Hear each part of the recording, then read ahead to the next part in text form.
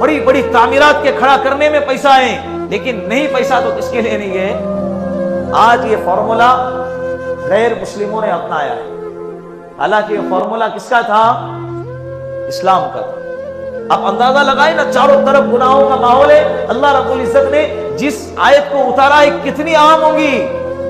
गोया कि ये बताना चाहते हैं अगर इल्म ठीक हो गया सारी चीजें ठीक हो जाएंगी। इल्म अगर ठीक हो गया तो क्या होगा? सारी चीजें अपने आप ठीक हो जाएंगी, दुरुस्त हो जाएंगी। इसीलिए किसी ने कहा ना, अगर किसी कौम को बर्बाद करना है और किसी मुल्क को अगर बर्बाद करना है तो उसका एजुकेशन सिस्टम को खत्म कर दो या बिगाड़ दो या बर्बाद कर दो, वो कौम खुद ब खुद क्या हो जाएगी? खत्म। फिर उसको किसी लश्कर की जरूरत नहीं है, फिर उसको किसी दुश्मन की जरूरत नहीं है, फिर उसे किसी हथियार की जरूरत नहीं मारने की, वो कौम ऐसे ही खत्म हो जाए।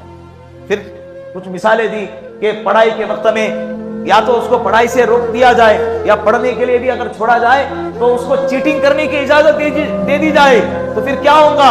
कौम को खराब डॉक्टर मिलेंगे, कौम को खराब इंजीनियर मिलेंगे, फिर वो क्या करेंगे? लोगों के जान के साथ खेलेंगे, लोगों की तामीरात के साथ खेलेंगे। कुल खराब होगा, तामीरात खराब होंगी, सिस्टम खराब होगा और ये मुल्क और ये कौम ऐसे ही क्या हो जाएंगी? तबाह। और आज वही हाल पे ये कौम चल रही है। जब सन हिजरी 2 में यौमुल फुरकान जिसे कहते हैं, बदर की लड़ाई हो गई, आप सल्लल्लाहु अलैहि वसल्लम और उनके जानशीन जानिसार सहाबा 313 की तादाद में मक्कतुल मुकर्रमा से आने वाले दुश्मन के मुकाबले में आए।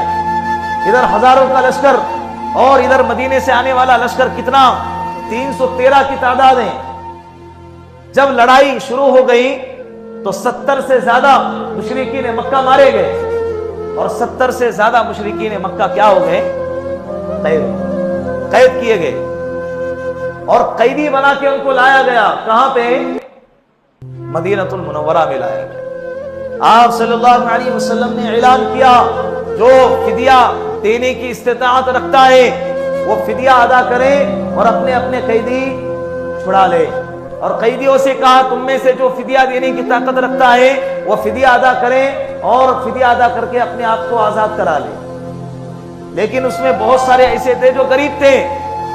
अल्लाह के रसूल सल्लल्लाहु अलैहि वसल्लम ने फरमाया कि जो फिदिया नहीं दे सकता उन्हें चाहिए कि वो मदीने के मुसलमानों को, एक बंदा 10 मुसलमानों को इल्म सिखाएगा, 10 मुसलमानों को पढ़ाएगा और लिखना सिखाएगा, पढ़ना सिखाएगा और क्या सिखाएगा। और जाहिर सी बात है कि जिन कैदियों को कैद किया